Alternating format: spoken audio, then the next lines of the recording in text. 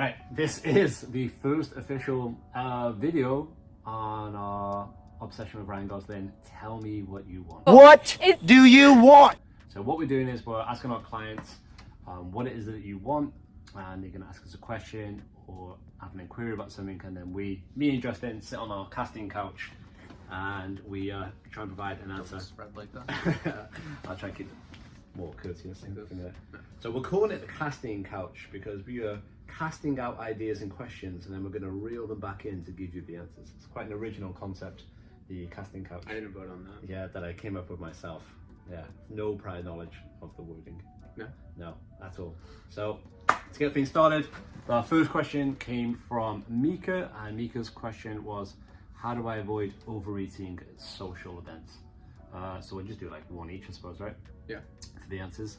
The thing I wanted to mention at the start of this is, with regards to this question, at the end of the day, one night of overeating or over drinking at a social event or whatnot is not going to have, or it's going to have minimal impact on the grand scheme of things if you're training consistently for 3 months, 6 months, 12 months. So don't be too hard on yourself if you do have one of those nights. The reason why we're actually going over this is because we do understand the importance of being in control and autonomy and staying in line with your goals.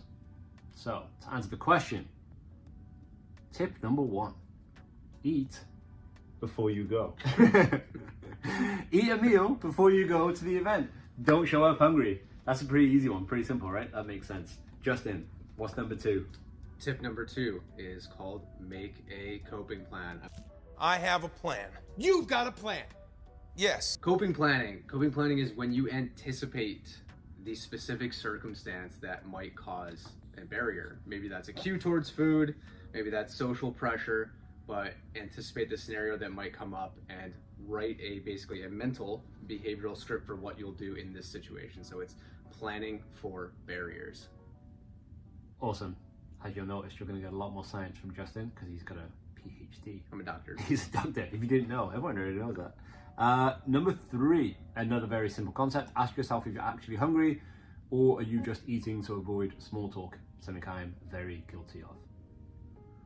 Next one, I'm going to go in random order. Don't stand near the food. If you've ever been out to eat and you know that the bread basket's right there, I know I'm guilty of grabbing right for it. So try to position it outside of arm's reach. Yes, controlling the environment is going to help. Because you didn't follow the list, I've got no idea where I'm on now. Oh, here's one that's not with regards not with regards to food, but with regards to drink and controlling your calories. If you're going to drink lower calorie drinks, vodka soda, tequila soda, or another low calorie option. If you can have more than 2 or 3, this can add up. In between those drinks, drinking water and just literally taking the alcohol out and having just a soda water and a lime.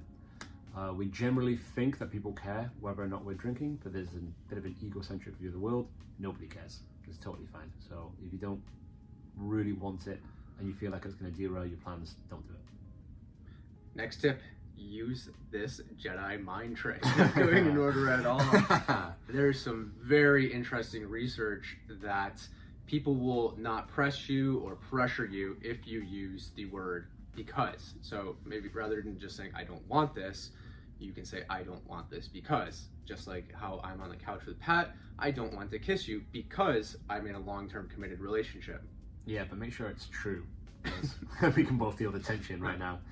And that's pretty much it. The last thing I'm going to say is, if you are guilty of taking that cheese board to the toilet and you do overeat, so you're taking the cheese board to the toilet, into the bathroom, you feast upon it. Yeah, and you feast upon it and you overeat. One of the tips or strategies you can use is the next day, just skip breakfast, have a very light lunch, and your calorie content, calorie calculator, what am I thinking of there? How many calories you can eat for the week will be very quickly restored. So I wouldn't worry about it too much. It's what you do consistently over an extended period of time, what's going to make the big difference. Yeah, that's pretty much it. We just don't want anybody to have the attitude of, I've completely ruined this, and live in the extremes and feel like one night is going to destroy months of hard work or even weeks of dieting for the most part. A lot of people go into this and maybe not see the results they want after 4 to 5 weeks and feel like one big night is going to ruin everything. Simply not true. Just get right back on carry on. Stay Anything- classy, San Diego.